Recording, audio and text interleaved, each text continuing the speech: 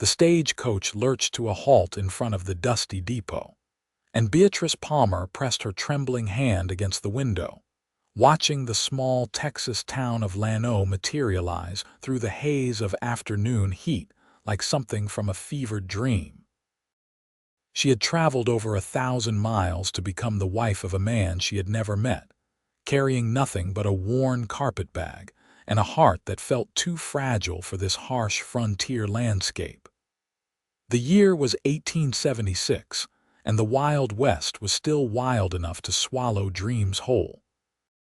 As she stepped down from the coach, her legs unsteady from days of travel, tears already pricked at the corners of her eyes. The wind was stronger than she had anticipated, the sun more brutal, and the loneliness that emanated from the scattered buildings along the main street made her chest constrict with an emotion she could not quite name. A tall man stood waiting near the depot, his hat pulled low against the glare. He was broad-shouldered and lean, with the weathered look of someone who spent his days under the unforgiving Texas sky.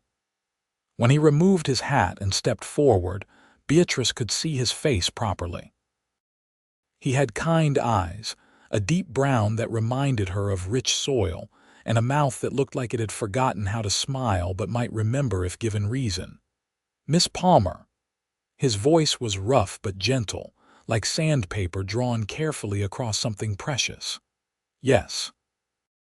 Her voice came out smaller than she intended, barely audible above the wind. She tried again. "Yes, I am Beatrice Palmer, Boone Keller. I am pleased to finally meet you, madam. Your letters were most welcome these past months." Beatrice nodded, unable to speak as the reality of her situation crashed over her like a wave. This man was to be her husband. This stranger with his sun-darkened skin and calloused hands would share her life, her bed, her every waking moment. The tears that had been threatening spilled over, tracking clean lines down her dusty cheeks. Boone's expression shifted immediately from formal courtesy to concern. He stepped closer, then hesitated, unsure of the boundaries. "Miss Palmer, have I said something wrong? Are you unwell?" "No, I am sorry."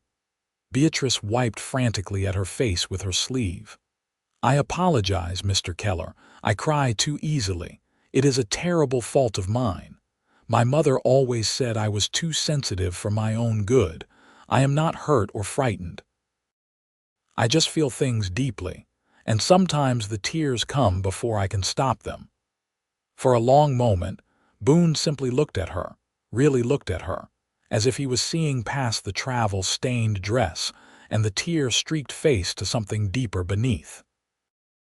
Then his mouth softened into the gentlest smile Beatrice had ever seen, transforming his entire face. "Then I will spend my life making you smile," he said, and the words were not a grand declaration or an empty promise. They were spoken quietly, firmly, like an oath taken before God. Beatrice felt something shift in her chest, a tiny spark of hope lighting in the darkness of her uncertainty. She managed a watery smile in return, and Boone's own smile widened just a fraction. "Let me take your bag," he said, reaching for her carpetbag. "I have a wagon just over there. The ranch is about an hour's ride from town. I hope the journey was not too difficult." As they walked toward the wagon, Beatrice took in her surroundings with fresh eyes. Llano was small, perhaps only a dozen buildings lining the main street. There was a general store, a saloon, what looked like a church with a modest steeple, and a few other establishments she could not immediately identify. The land beyond the town stretched out in rolling hills covered with scrub oak and mesquite, punctuated by outcroppings of pink granite that glowed in the afternoon light. "It is beautiful here," Beatrice said, surprising herself with the observation. Boone glanced at her as he helped her up onto the wagon seat. "You think so? Most folks from back east find it too harsh, too empty." "I grew up in Philadelphia," Beatrice said, settling her skirts around her. "Everything there was crowded and gray. This land has space to breathe." Boone climbed up beside her and took up the reins. "I think you and I are going to get along just fine, Miss Palmer." As the wagon rolled out of town, Beatrice studied her future husband from the corner of her eye. He was older than her by what looked like about 10 years, which would put him somewhere in his early 30s.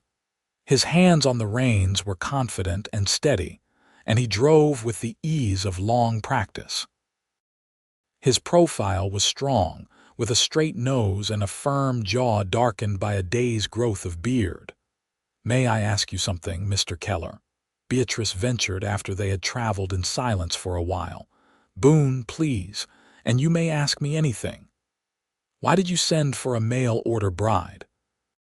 Surely there are women in Texas who would have been glad to marry you." Boone was quiet for a moment, his eyes fixed on the road ahead. "I suppose there might have been," he said finally.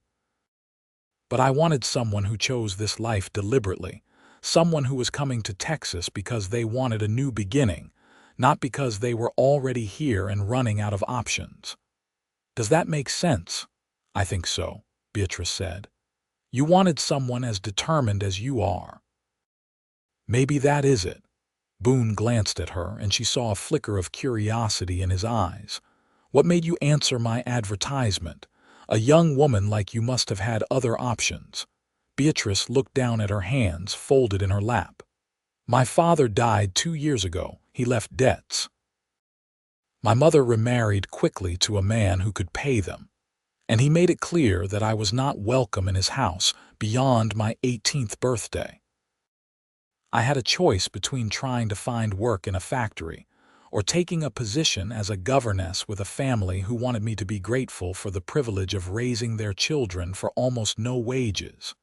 Your letter offered something different. A partnership, you called it. The chance to build something together. That appealed to me more than anything else available." "How old are you now, if you do not mind my asking?"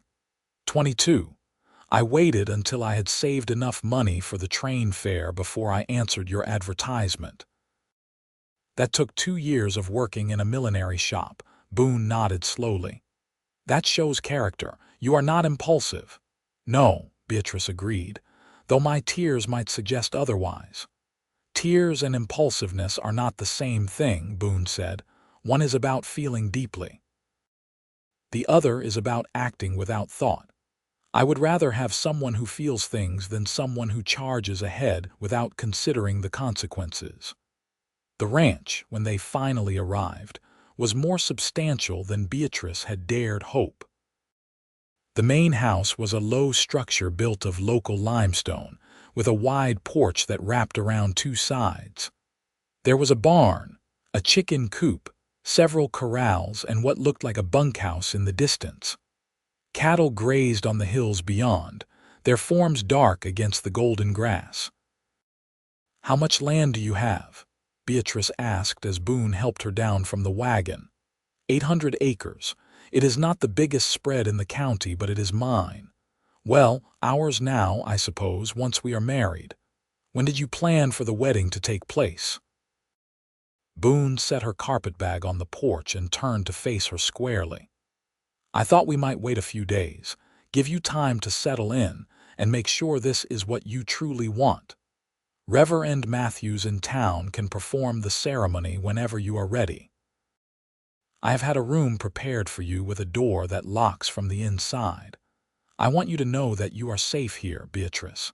I will not pressure you or force anything upon you. We will build this marriage at a pace that feels right to both of us." The tears came again, and this time Beatrice did not apologize for them. "You are very kind," she whispered. "I am practical," Boone corrected gently. "A marriage built on fear or obligation would not serve either of us well. Come inside and I will show you around." The house was simple but well maintained. The main room served as both kitchen and living area, with a large fireplace dominating one wall. There were 2 bedrooms, and Boone showed her to the smaller one, which had clearly been prepared with care. The bed was made up with a colorful quilt, and there were fresh wildflowers in a jar on the small table beneath the window. "Who picked the flowers?" Beatrice asked, touching the petals gently. "I did," Boone admitted, and there was a faint color in his weathered cheeks. "I wanted you to feel welcome." Beatrice turned to look at him fully, this man who was trying so hard to make this enormous transition easier for her. "Thank you," she said, "for all of this. I know I must seem like a foolish, weeping girl to you, but I promise I am stronger than I appear." "You do not seem foolish at all," Boone said. "You seem brave. It takes courage to cry in front of a stranger. Most people would hide it." That evening they ate a simple meal that Boone had prepared before going to meet her in town. Cold chicken, bread, and preserved peaches. It was plain fare, but Beatrice was hungry enough that it tasted wonderful. They sat at the rough wooden table, and Boone told her about the ranch, about the cattle and the horses, about the 2 ranch hands who worked for him and lived in the bunkhouse. "Their names are Carlos and Jim," Boone explained. "Good men, both of them. They have been with me for 3 years now. They know you are coming and they will be respectful. If they are ever not, you tell me immediately." "I will," Beatrice promised. "Can you ride a horse?" Boone asked. "No, I never learned. I will teach you if you are willing. It would be good for you to be able to get to town on your own if you ever need to." "I would like that." They fell silent, and Beatrice found the quiet between them was not uncomfortable. Boone seemed like a man who was at ease with silence, who did not need to fill every moment with words. She appreciated that. Her mother's second husband had been a constant talker, filling the air with his opinions until Beatrice had felt suffocated. "What happened to your first wife?" The question escaped before Beatrice could stop it, and she immediately regretted her boldness. "I apologize. That was too personal." "No, it is a fair question." Boone set down his fork and leaned back in his chair. "I have never been married before. There was a woman once, back in Missouri before I came to Texas. We were planning to marry, but she died of scarlet fever the winter before our wedding. That was 8 years ago. I came to Texas to start over, to build something new. I threw myself into the work and did not think much about marriage until this past year. I realized I was lonely. The ranch was doing well, but there was no one to share it with, no reason for any of it beyond mere survival. That is when I decided to place the advertisement." "I am sorry about the woman you lost," Beatrice said softly. "Thank you. Her name was Sarah. She was kind and smart, and I think she would have liked you." "What makes you say that?" "She used to say that the best people were the ones who felt things deeply, who could not hide what was in their hearts. She said that honesty of emotion was rarer and more valuable than gold." Beatrice smiled through the tears that were, predictably, forming in her eyes again. "She sounds wonderful." She was. "But she is gone and I am here, and so are you. I believe in moving forward, not living in the past. Sarah would have wanted that for me." Over the next few days, Beatrice began to settle into the rhythm of the ranch. She woke early with the sun, helped Boone prepare breakfast, and spent her days learning about her new home. Boone was patient with her questions, showing her where everything was kept, explaining how the ranch operated, introducing her to the animals and the land. The 2 ranch hands, Carlos and Jim, were polite and kept a respectful distance. Carlos was a Mexican man in his 40s with a weathered face and kind eyes. Jim was younger, perhaps 25, a cowboy who had drifted down from Kansas and found steady work with Boone.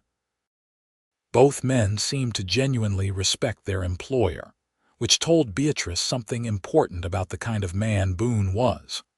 On the 3rd day after her arrival, Boone took Beatrice out to the corral to begin teaching her to ride. He had selected a gentle mare named Daisy, a chestnut horse with a white blaze and patient eyes. The first thing is to not be afraid, Boone said, holding Daisy's halter while Beatrice approached.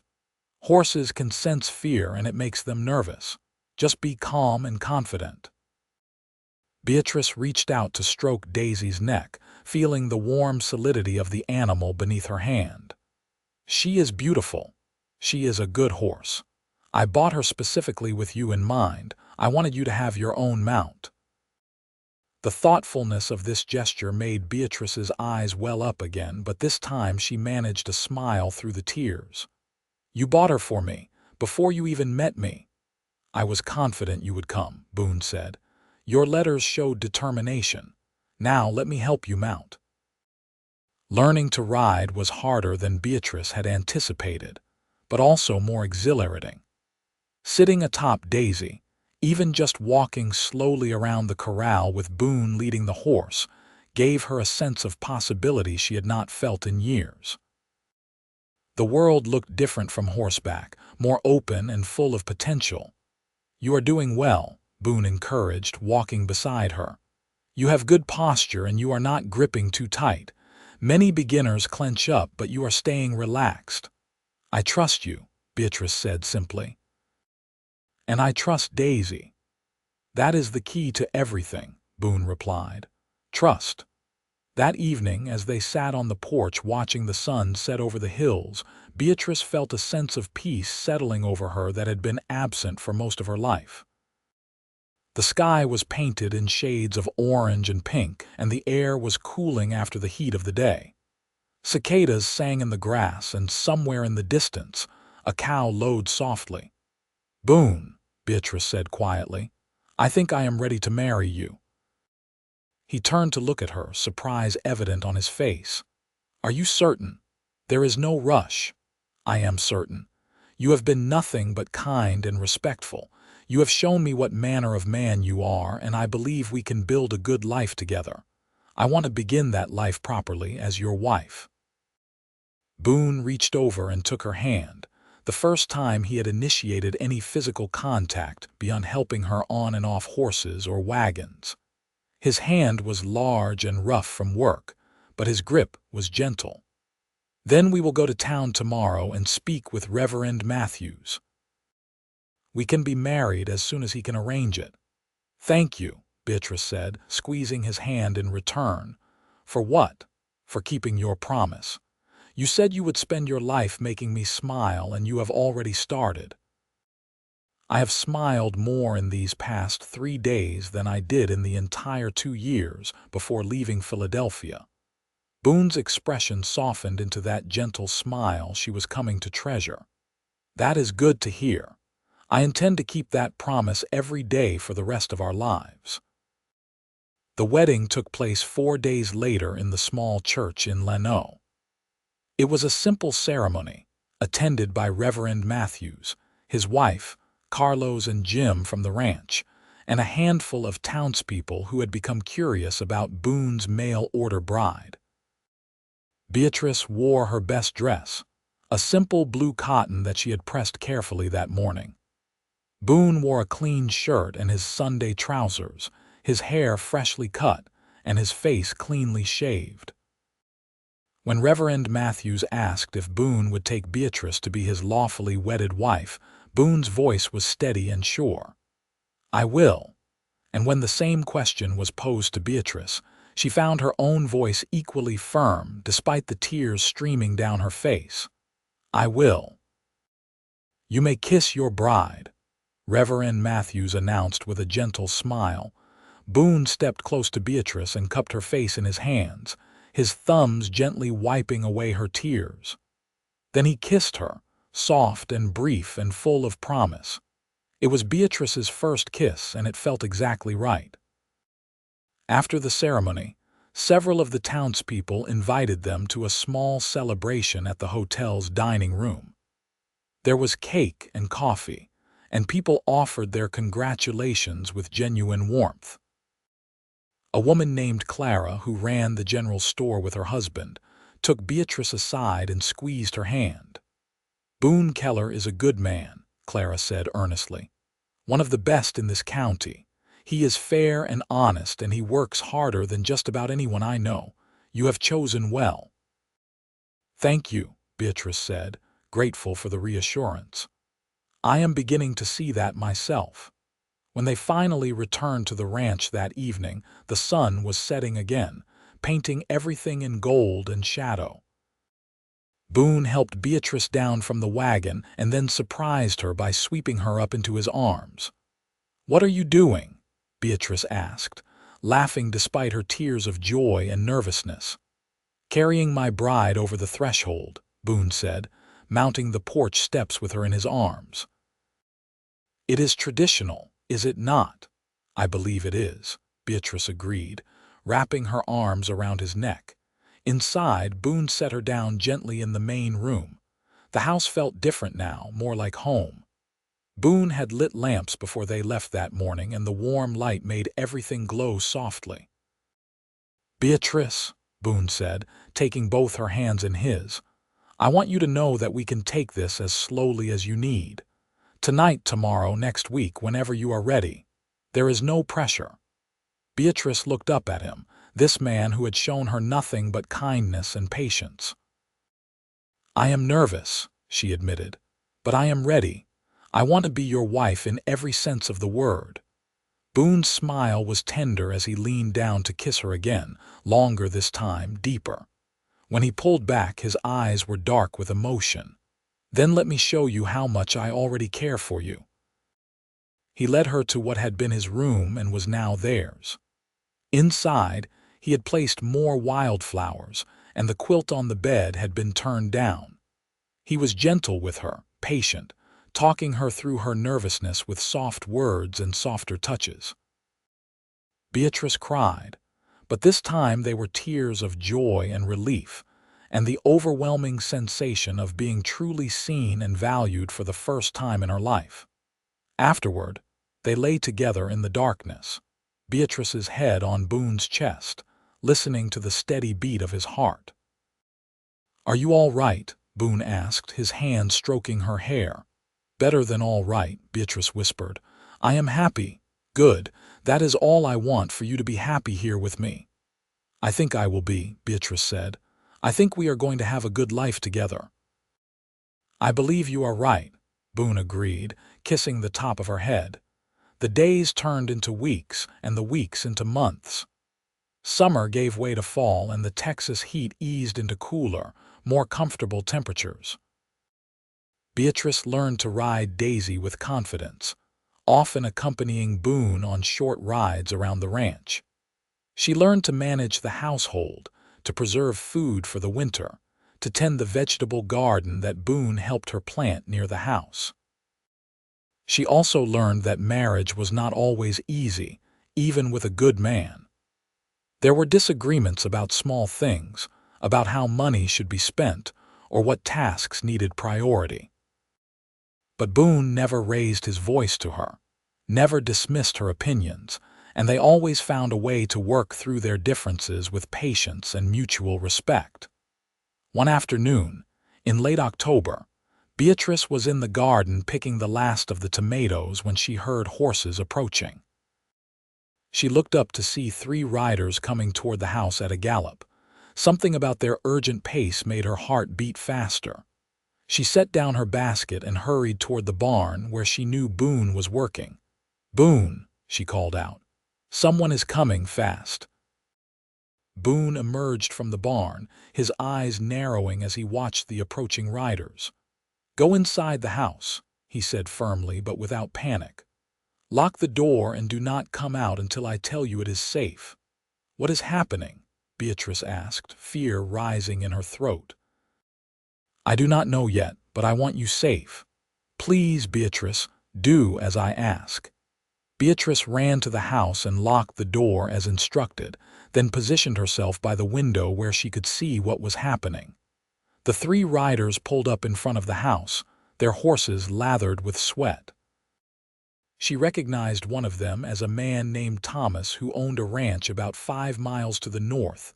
Boone walked out to meet them, his stance relaxed but alert. "Thomas, what is wrong, rustlers?" Thomas said, dismounting quickly. They hit my place last night and made off with at least 20 head of cattle. Sheriff thinks they are heading this direction, likely to hit more ranches before moving the stolen stock toward the border. We are gathering men to ride out and track them. Can you spare the time?" Boone nodded without hesitation. "Let me get my rifle and tell my wife. Carlos and Jim can watch the place while I am gone."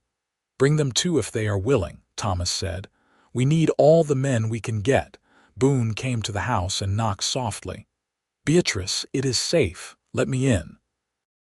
She opened the door and immediately saw the seriousness in his face. "What is happening?" "There are cattle rustlers in the area. I need to ride out with some other ranchers to track them down. Carlos and Jim will stay here with you. I need you to stay in the house with the door locked. If anyone you do not know approaches, you take my shotgun from over the mantel and you do not hesitate to use it if you must. Can you do that?" Beatrice's hands were shaking, but she nodded. "How long will you be gone?" "I do not know. Could be a day, could be longer. But I will come back to you, I promise." "Please be careful," Beatrice whispered, throwing her arms around him. Boone held her tight. "I will be. I have too much to live for now to take foolish risks. You have my word on that." He kissed her firmly, then pulled back and looked into her eyes. "I love you, Beatrice. I should have said it before now, but I do. I love you." The tears came immediately, but Beatrice was smiling. "I love you too. Please come back to me. Nothing could keep me away." Boone gathered his rifle, ammunition, and supplies, then rode out with the other men. Carlos and Jim moved their bedrolls into the house, one sleeping near the front door and one near the back, so that Beatrice would not be alone. She appreciated their presence, but the house felt empty without Boone. That night, Beatrice barely slept. She lay in the bed that still smelled like her husband and prayed for his safe return. The next day passed with agonizing slowness. She tried to keep busy with household tasks, but her mind kept drifting to Boone, wondering where he was, if he was safe, if he was thinking of her. On the afternoon of the second day, she heard horses approaching again. Carlos was outside immediately, his hand on his gun, but then he relaxed and called to Beatrice. "It is the boss, madam. He is home." Beatrice ran outside, not caring about propriety or dignity. Boone dismounted and caught her as she threw herself into his arms. He held her tight, and she could feel him trembling slightly with exhaustion. "Are you hurt?" she demanded, pulling back to look him over. "No, I am fine. We caught up with the rustlers about 30 miles south of here." There was a brief fight, but no one on our side was seriously injured. The rustlers are in the sheriff's custody now, and Thomas got most of his cattle back. "Thank God," Beatrice breathed. "I was so worried. I know, and I am sorry for that, but this is the reality of life out here sometimes. There will be dangers, unexpected troubles. Are you going to be able to handle that?" Beatrice looked up at him, saw the concern in his tired eyes, and realized he was genuinely worried that this might have been too much for her. She reached up and cupped his face in her hands. "Boone Keller, I am tougher than you think. Yes, I cry easily, and yes, I was frightened, but I can handle whatever comes as long as you keep coming home to me." His smile was brilliant, tired but full of love. "Then we are going to do just fine." That winter was Beatrice's first experience of the Texas Hill Country in the cold months. It was nothing like the brutal winters of Philadelphia, but there were still days of freezing rain and biting wind. She and Boone settled into a comfortable domestic rhythm, spending the long evenings by the fire, talking and reading aloud from the few books they possessed. Boone taught her to play chess, and she taught him the card games her father had shown her as a child. They discovered they were both terrible at poker, which made them laugh until they cried. Beatrice learned that Boone had a dry sense of humor that caught her by surprise, and he learned that she could be stubborn as a mule when she believed she was right about something. In early January, Beatrice began to suspect she might be pregnant. She waited until she was certain before telling Boone, not wanting to raise his hopes prematurely. But when 2 months had passed with no doubt remaining, she decided it was time to share the news. She chose an evening when Boone was relaxed and content, sitting by the fire after a satisfying dinner. She sat down beside him and took his hand. "I have something to tell you," she said softly. Boone looked at her, immediately alert to the seriousness in her tone. "What is it? Are you all right?" "I am more than all right. Boone, I am going to have a baby. We are going to have a baby." For a moment Boone just stared at her, his expression frozen. Then slowly his face transformed with joy so pure it made Beatrice's heart ache. "Truly, you are certain?" "Certain enough." "I think the baby will come in early August." Boone pulled her into his lap and held her like she was made of glass. "A baby," he whispered. "We are going to have a baby. Beatrice, I did not think I could be happier than I already was, but I was wrong." "You are pleased, then?" Beatrice asked, even though his reaction made the answer obvious. "Pleased does not begin to cover it. I am overwhelmed. I am grateful. I am terrified that I will not know how to be a good father, but I am willing to learn." "We will learn together," Beatrice assured him. "Neither of us has done this before." The pregnancy progressed well. Clara from the general store, who had raised 4 children of her own, became a valuable source of advice and support. She checked on Beatrice regularly, bringing herbs and teas that were supposed to ease various discomforts. She also brought cast-off baby clothes and promised to be there when the time came for the birth. Boone was incredibly protective, almost comically so. He tried to prevent Beatrice from doing any heavy work, from riding Daisy, from anything that he perceived as potentially dangerous. Beatrice had to gently but firmly remind him that she was pregnant, not made of porcelain.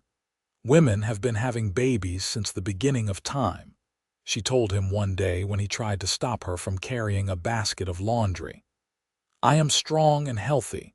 You do not need to hover quite so much." "I cannot help it," Boone admitted.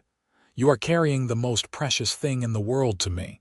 Well, the 2 most precious things if I count you and the baby separately." Beatrice softened at this confession. "I know you are worried and I love you for it. But you have to trust that I know my own limits. I promise I will not take foolish risks." In the spring, they began preparing a cradle for the baby. Boone spent his evenings in the barn, carefully crafting the small bed from oak he had been saving. He sanded it until it was smooth as silk, not wanting even the smallest splinter to threaten his child. When he brought it into the house and showed it to Beatrice, she cried at the beauty of it, at the love evident in every careful joint and curve. "It is perfect," she whispered, running her hands over the polished wood. "Our baby will sleep safe in this." "That is my hope," Boone said. "Safety and peace for our child, for all our children, however many we are blessed to have." As summer arrived and Beatrice's belly swelled, the reality of impending parenthood became more tangible. They spent hours discussing names, arguing good-naturedly about whether the baby would have Beatrice's light coloring or Boone's darker features. Boone talked to her belly in the evenings, telling the baby about the ranch, about the horses and cattle, about the life that was waiting. "I want our son or daughter to know they are wanted," Boone explained when Beatrice smiled at his one-sided conversations. "I want them to know from the very beginning that they are loved." "They will know," Beatrice assured him. "How could they not with you as their father?" On a brutally hot day in early August, Beatrice's labor began. Boone rode to town to fetch Clara and the doctor, while Jim stayed with Beatrice, doing his best to keep her comfortable despite having no idea what he was supposed to do. By the time Boone returned with help, the labor was progressing quickly. "Doctor Harrison, A competent if somewhat gruff man examined Beatrice and nodded approvingly. "The baby is positioned well. This should go smoothly. First babies can take time, though, so do not be alarmed if this lasts into the night." But the baby seemed to have other ideas. By late afternoon, Beatrice was gripping Boone's hand with crushing strength while Clara encouraged her, and Dr. Harrison gave calm, steady instructions. Boone stayed by her side through all of it, not caring about propriety or tradition that said men should wait elsewhere during childbirth. "I am not leaving you," he said firmly when Clara suggested he might be more comfortable in the other room. "She is my wife, this is my child, and I will be here." Beatrice was grateful for his presence, for his strong hand to hold, for his voice telling her she was doing well, that she was strong, that he loved her. The pain was extraordinary, beyond anything she had imagined, but it was also purposeful. Every contraction brought their baby closer. And then, as the sun was setting and painting the room in orange light, a new cry joined Beatrice's own. A baby's wail, strong and indignant at being forced into the world. "It is a boy," Dr. Harrison announced, holding up a red-faced, squalling infant.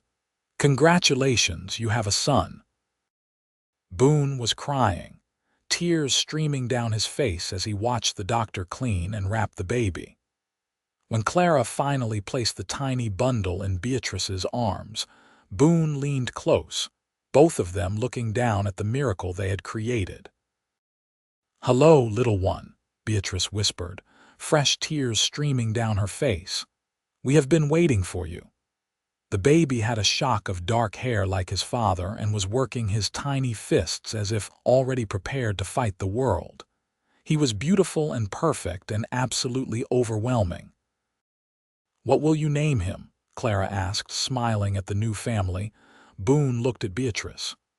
"We discussed several names, but I think Benedict suits him. What do you think?" "Benedict Keller," Beatrice tested the name. "Yes, I think that is perfect. Benedict after your father." "And Palmer for his middle name after yours," Boone added. "Benedict Palmer Keller." The next few weeks were a blur of exhaustion and joy. Benedict was a healthy baby with strong lungs and a hearty appetite. He kept them up most of the night and demanded attention constantly during the day. Beatrice had never been so tired in her life, but she had also never felt such profound love. Boone was an attentive father, walking the floor with Benedict when he cried, changing diapers without complaint, singing soft songs in his rough voice to soothe the baby to sleep. Watching him with their son made Beatrice fall even more deeply in love with her husband. "You are a natural at this," she told him one night as he rocked Benedict in his arms. "I am terrified every moment that I will do something wrong," Boone admitted, "but I love him so much it almost hurts." "Is that normal?" "I think so," Beatrice said. "I feel the same way." As Benedict grew, his personality began to emerge. He was curious and determined, always trying to see what was just beyond his reach, protesting loudly when he was not allowed to explore exactly as he wished. He had Beatrice's blue eyes and Boone's stubborn jaw, and he wrapped both his parents completely around his tiny fingers. When Benedict was 6 months old, they made their first trip to town as a family. Everyone wanted to see the baby, to exclaim over how much he had grown, to offer advice and congratulations. Beatrice held Benedict protectively, but she also felt proud showing off their son. Reverend Matthews stopped them outside the church. "It does my heart good to see you both so happy," he said warmly. "When you first arrived, Beatrice, you looked like a lost soul. Now you look like you have found your home." "I have," Beatrice agreed, smiling up at Boone.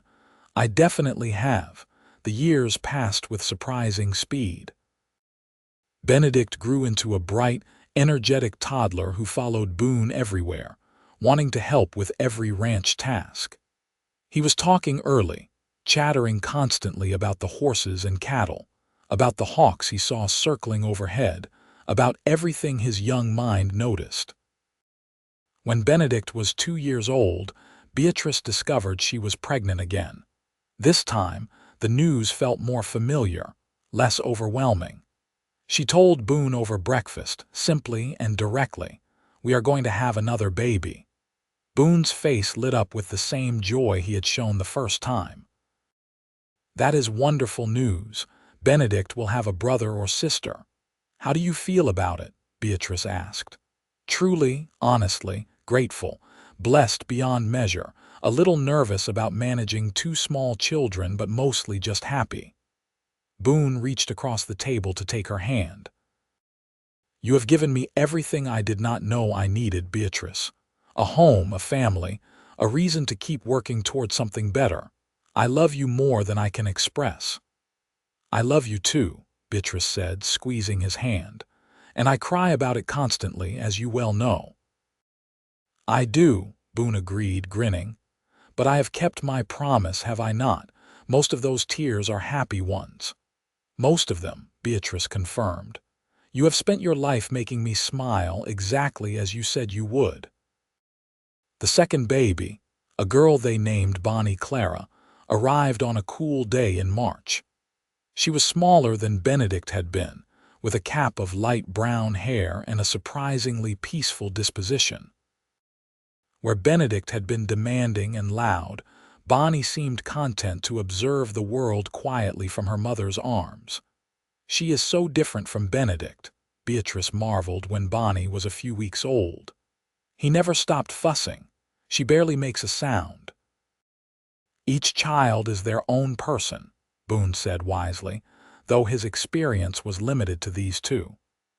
"We will learn what Bonnie needs just as we learned what Benedict needs." Benedict was initially suspicious of his new sister, unsure why she was receiving so much attention. But within a few days, he became fiercely protective of her, wanting to be involved in every aspect of her care. Boone and Beatrice carefully supervised his enthusiastic help, touched by his determination to be a good big brother. "Baby," Benedict would say solemnly, patting Bonnie's head with surprising gentleness. "My baby." "Your sister," Beatrice would correct gently. "Bonnie is your sister." "My sister," Benedict would agree, and then continue his self-appointed guardian duties. Life on the ranch continued its steady rhythm. The cattle operation expanded as Boone carefully invested profits back into the business. He hired another ranch hand, a young man named Peter who was learning the trade. Carlos had gotten married to a woman from town and had moved into a small house on the property with his new wife. Jim had moved on, drawn by the promise of work further west, but he had left with good feelings and fair wages in his pocket. Beatrice had grown into her role as a rancher's wife with confidence she never would have imagined possessing back in Philadelphia. She managed the household with efficiency, raised the children with a firm but loving hand, and still found time to maintain her own interests. She had started a small lending library in Llano, collecting books from various sources and making them available to anyone who wanted to read. "You are building something important," Boone told her one evening as she cataloged new additions to her library collection. "Not just for our children, but for the whole community. Reading opened worlds to me when I was young," Beatrice said. "I want to give that same gift to others." When Benedict was 5 and Bonnie was 3, they began talking about whether to have more children. They both wanted a larger family, but they also recognized the practical limitations of time and resources. "What do you think?" Boone asked one night after the children were asleep. "Should we try for another, or are we content with 2? Beatrice considered the question carefully. "I think I would like one more if we are blessed with another. I love being a mother, and I think Benedict and Bonnie would benefit from another sibling. But I would also be content if it does not happen.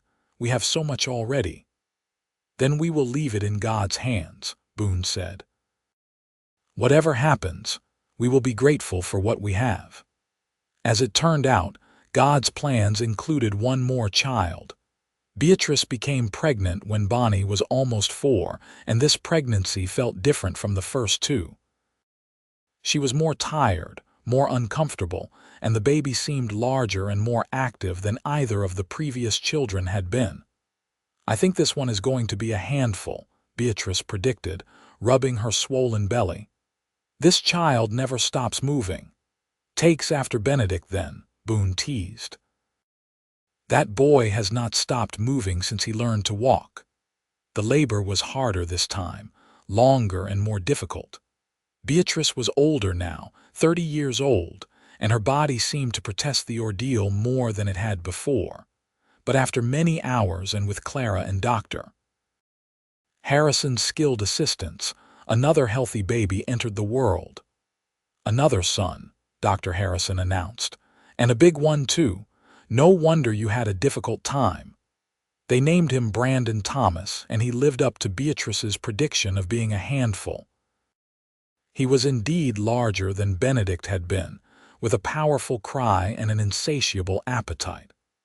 But he was also sweet-natured, offering gummy smiles to anyone who looked at him. Benedict, now 5 and taking his big brother responsibilities very seriously, immediately began planning all the things he would teach Brandon. Bonnie, more reserved in her affection, nonetheless seemed pleased to have another sibling to observe with her thoughtful gaze.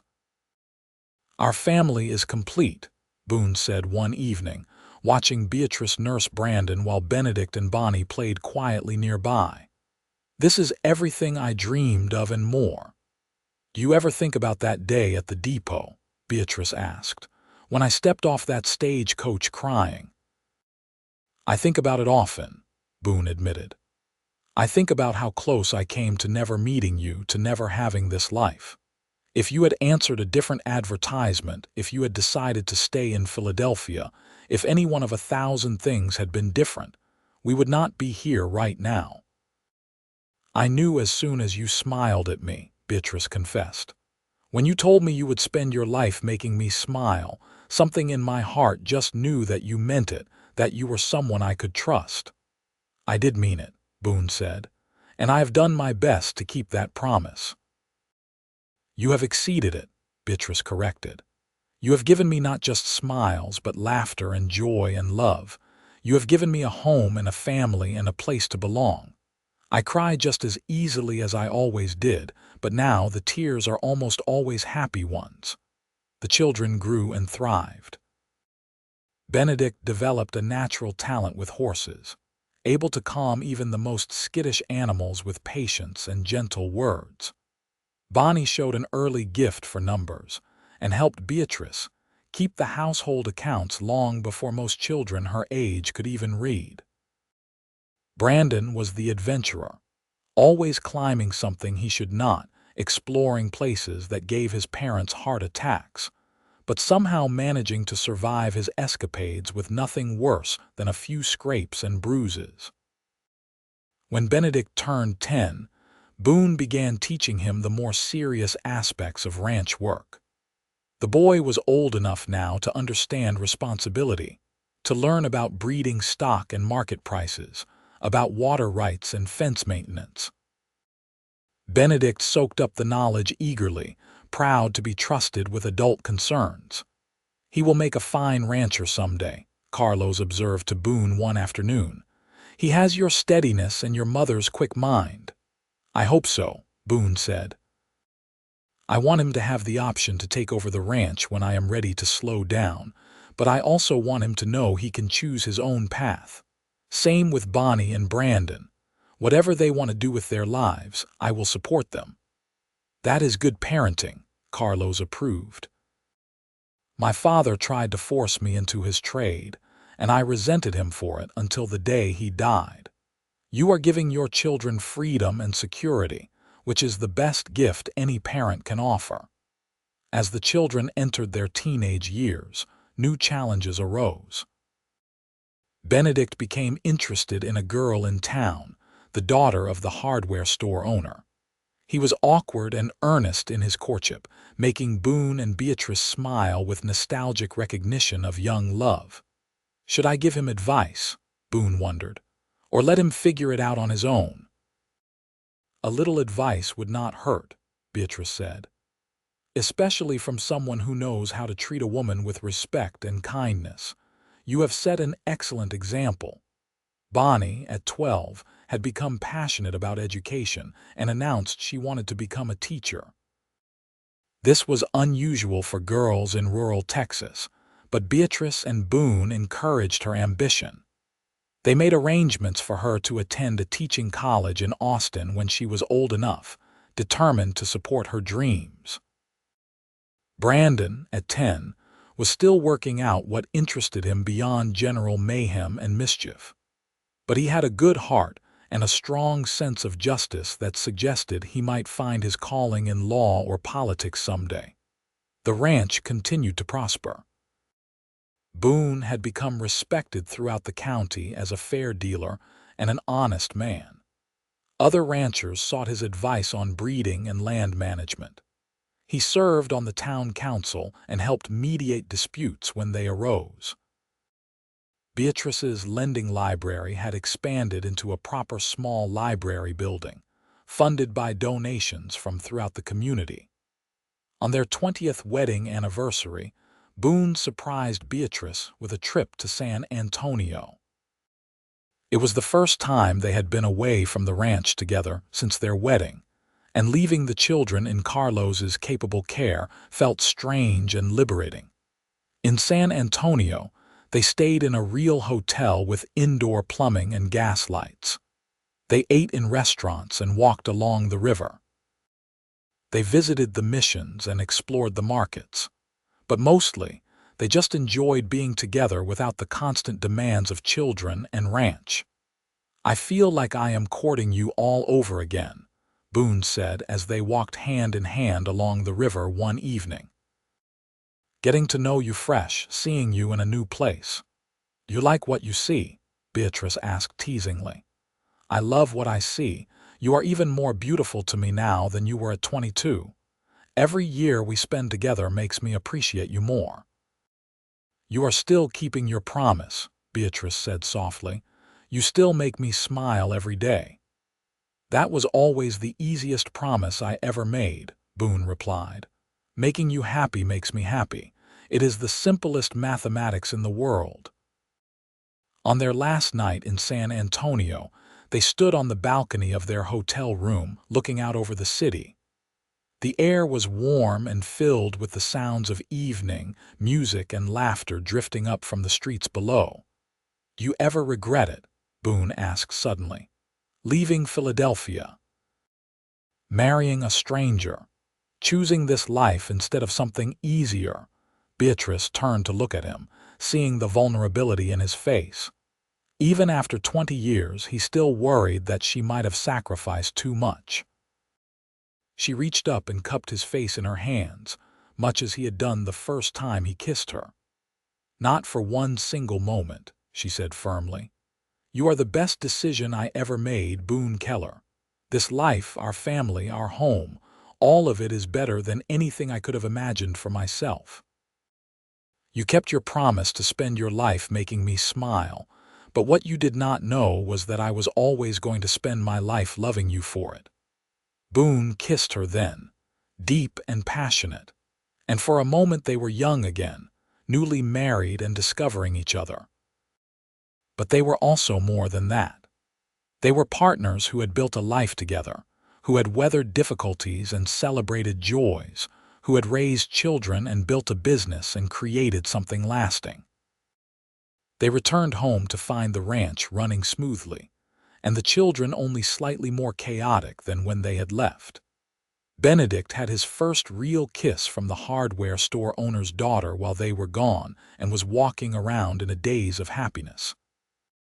Bonnie had reorganized the entire library system for the ranch house. Brandon had built an elaborate fort in the barn and was conducting military operations against imaginary invaders. Everything is normal then, Beatrice said, laughing. The years continued their steady march forward. Benedict married his sweetheart when he was 21, bringing her to live on the ranch in a house that Boone had built for them on the eastern edge of the property. Bonnie went off to teach in college and returned with a degree and a determination to improve education throughout the county. Brandon, to everyone's surprise, discovered a passion for veterinary medicine and began apprenticing with Dr. Harrison, who had expanded his practice to include animals. Boone and Beatrice, now in their 40s, found themselves entering a new phase of life. They were no longer young parents struggling with small children, but established members of the community with adult children of their own. The ranch was successful enough that Boone could afford to hire more help and take some time to enjoy life beyond work. They took up new hobbies together.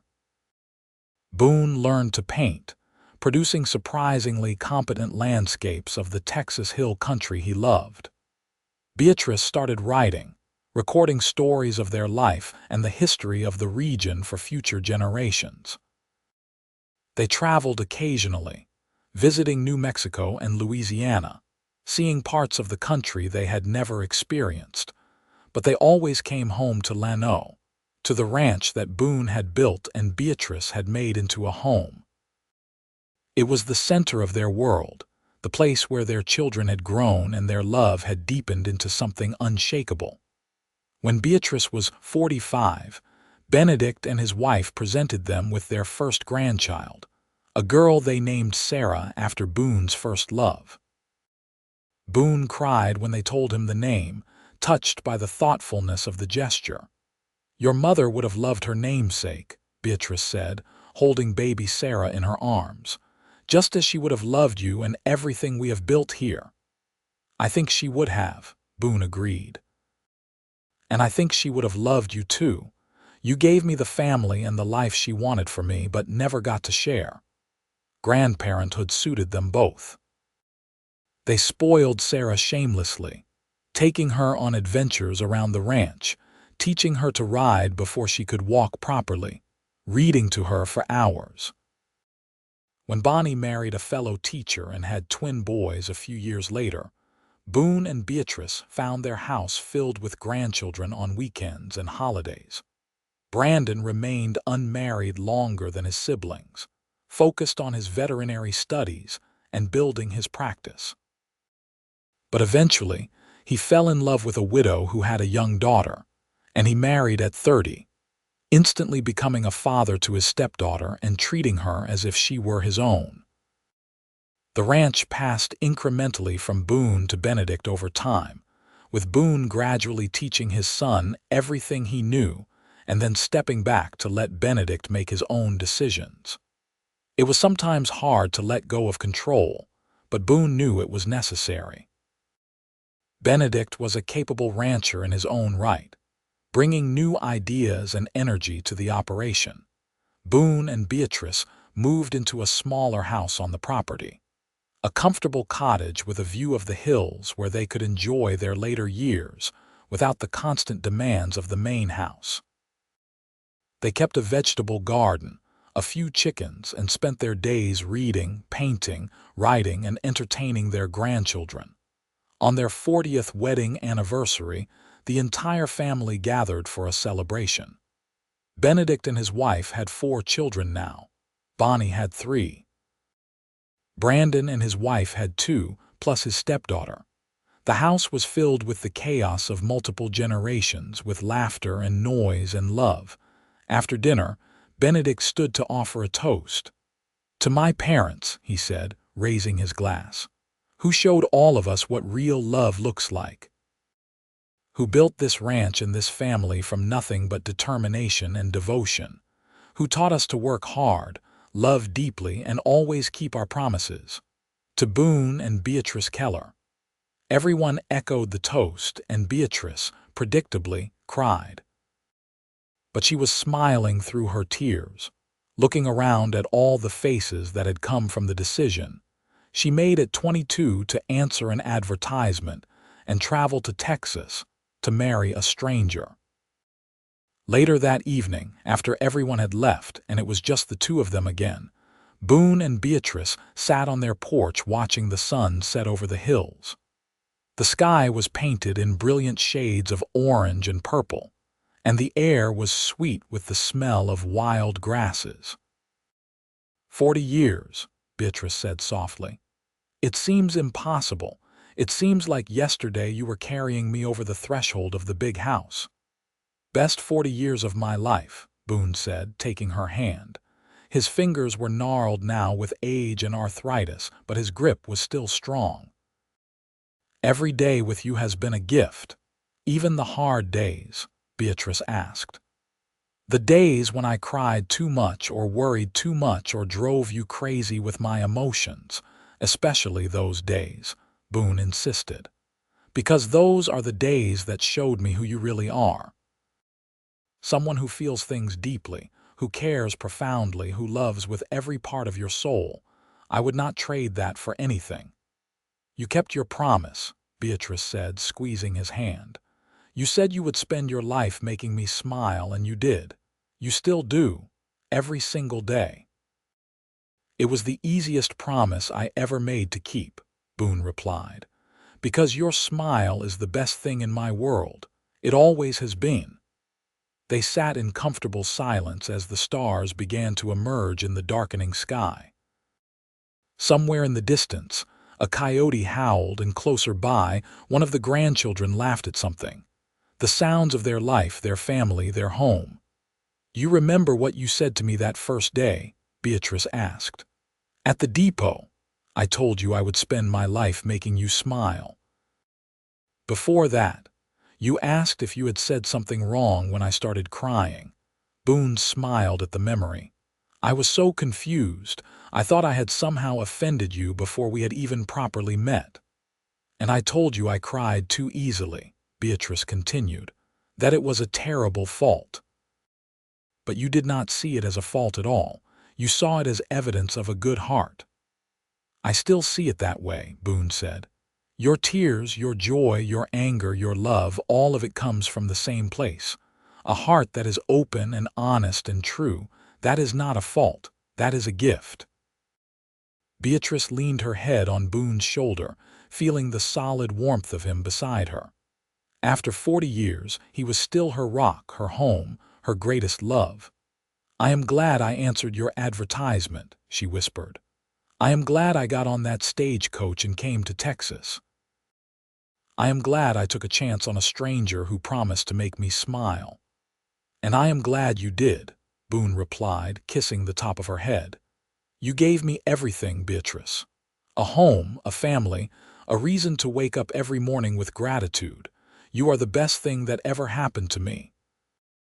As they sat together watching the stars emerge one by one, Beatrice thought about the journey that had brought them here. From that first terrifying step off the stagecoach to this moment of perfect peace, it had been a life full of challenges and joys, sorrows and celebrations. But through it all, Boone had been beside her, keeping his promise, making her smile even on the hardest days. The mail-order bride who cried too easily had found her home with the cowboy who had spent his life making her smile. Together, they had built something lasting, something beautiful, something that would continue in their children and grandchildren for generations to come. And as the Texas night settled around them, full of stars and possibilities, Beatrice knew with absolute certainty that she would make the same choice again 1,000 times over. This life, this man, this love, it was everything she had never known she was searching for until she found it. In the years that followed, Boone and Beatrice continued to enjoy their retirement in the cottage. They grew old together with grace, supporting each other through the inevitable aches and pains of aging bodies. When Boone's eyesight began to fail, Beatrice read to him every evening. When Beatrice's arthritis made it difficult to tend her garden, Boone helped her, even though his own hands were not what they once were. They celebrated their 50th wedding anniversary surrounded by children, grandchildren, and even a few great-grandchildren. The family had grown beyond what either of them had imagined possible in those early days. The ranch that Boone had built alone was now a thriving operation managed by Benedict with help from several of his own children. The town of Llano had grown too. From the dusty outpost Beatrice had first encountered to a proper town with schools and churches and businesses. Beatrice's library was now an established institution, and she had the satisfaction of seeing many of the children she had encouraged to read grow into educated, thoughtful adults. When Boone was 72, he suffered a heart attack while working in the garden. It was mild and he recovered, but it was a reminder that their time together, as precious as it had been, would not last forever. They both understood this with the clarity that comes from a lifetime of loving each other. "I am not afraid of dying," Boone told Beatrice one evening as they sat together on the porch, "but I am afraid of leaving you alone." "Do not worry about me," Beatrice replied, though her eyes were filled with tears at the thought. "I have our children, our grandchildren, our family. I will never be alone, but I hope we have many more years together yet." "As do I," Boone agreed. "I am not ready to leave this world, not when there are still sunsets to watch with you, still grandchildren to spoil, still new reasons to make you smile." And they did have more years, precious years filled with quiet joys and deep contentment. They watched their grandchildren grow and marry, bringing new members into the family. They saw the ranch continue to prosper under Benedict's capable management. They witnessed the world changing around them, new inventions and ideas transforming life in ways they could never have imagined when they first met. But through all the changes, their love remained constant. It had deepened over the decades, growing from the tentative hope of their wedding day into something as solid and enduring as the Texas hills themselves. They knew each other completely, could communicate with a glance, could anticipate each other's needs and desires without words. When Beatrice was 76, she fell ill with pneumonia during a particularly harsh winter. For weeks, she hovered between life and death while Boone refused to leave her side. He held her hand, talked to her, reminded her of all the reasons she needed to stay with him. "Remember that first day?" he whispered to her during one of her lucid moments. "When you stepped off that stage coach crying, I told you I would spend my life making you smile. I am not done yet, Beatrice. You cannot leave me now. We have more smiles ahead of us." Whether it was Boone's words, the prayers of their family, the skill of the doctor, or simply not being ready to go, Beatrice recovered. She was weaker afterward, moving more slowly and tiring more easily, but she was alive. And that was enough. They had 5 more years together after that scare. 5 years of watching great-grandchildren learn to walk and talk. 5 years of quiet evenings and comfortable silences. 5 years of loving each other with the depth that comes from a lifetime of partnership. Boone died peacefully in his sleep at the age of 81, with Beatrice beside him. She woke in the morning to find him gone, his face peaceful, his hand still holding hers. The grief was overwhelming, a tidal wave that threatened to drown her, but she was not alone. Her children gathered around her, supporting her through the funeral and the difficult days that followed. At the funeral, Benedict spoke of his father's integrity and kindness. Bonnie shared stories of his patient teaching and gentle humor. Brandon remembered his father's wisdom and steady guidance. And Beatrice, through her tears, talked about the promise Boone had made on their wedding day and how he had kept it every single day of their marriage. "He said he would spend his life making me smile," Beatrice told the assembled crowd, her voice shaking but clear. "And he did. Even now, when I am heartbroken at his loss, I can look at our children and grandchildren and see his legacy of love. That makes me smile through my tears. He kept his promise, right to the very end." Beatrice lived for 3 more years after Boone's death. They were not easy years. She missed him constantly, felt his absence like a physical pain. But she was surrounded by family, and that softened the loss. She spent her time with her grandchildren and great-grandchildren, passing on stories of the early days of the ranch, of the Wild West she had known, of the love she had shared with their grandfather. On what would have been her and Boone's 63rd wedding anniversary, Beatrice sat on the porch of the cottage where they had spent their final years together. The sun was setting, painting the sky in the brilliant colors she had always loved. She was tired, bone-deep weary in a way that had nothing to do with physical exertion and everything to do with missing her other half. As the last light faded from the sky, Beatrice closed her eyes and smiled. She could feel Boone's presence, as real as if he were sitting beside her. She could hear his voice telling her it was all right, that he was waiting for her, that they would be together again soon. They found her the next morning, peaceful in her chair, that same small smile on her face. The family grieved, but they also celebrated a life well lived and a love that had endured through every challenge. Beatrice was buried beside Boone on a hill overlooking the ranch, beneath a simple stone that read, Beatrice Palmer Keller, beloved wife, mother, and grandmother. She loved deeply and was deeply loved. The ranch continued, passed down through the generations. Benedict's children took over from him when he was ready to retire. The land that Boone had first claimed remained in the family, a living testament to the love and hard work of its founders. And sometimes, when the evening light hit the hills just right, family members swore they could see 2 figures sitting together on the porch of the old cottage, holding hands and watching the sunset.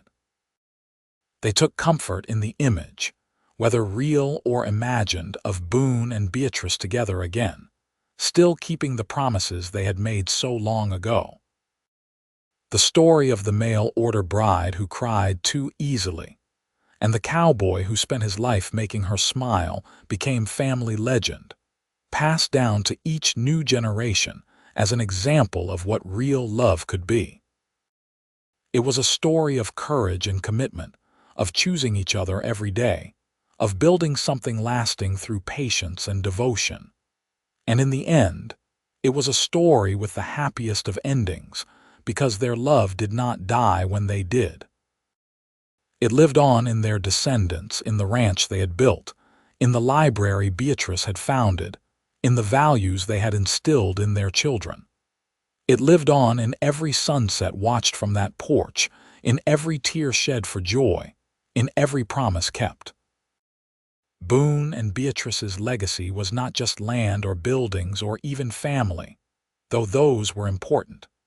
Their legacy was the proof that love, real love, could transform everything. That a frightened girl stepping off a stagecoach and a lonely rancher looking for a partner could create something beautiful and lasting.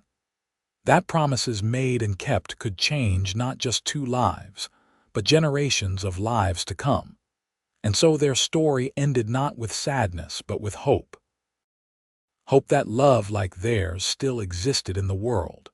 Hope that taking chances on each other could lead to extraordinary happiness.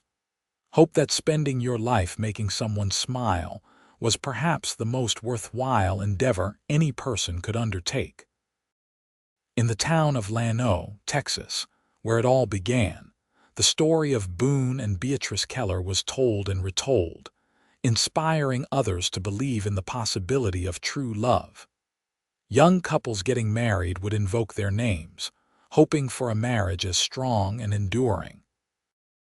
Older couples would remember their example during difficult times, drawing strength from the knowledge that real love could weather any storm. The cottage where they spent their final years was preserved by the family, maintained as a reminder of where they had been and what they had built. Inside, on the mantel, sat a simple wooden plaque with the words that had started it all. I cry too easily. Then I'll spend my life making you smile. Those words, spoken in truth and vulnerability at the beginning of their journey together, had proven to be more than just a promise.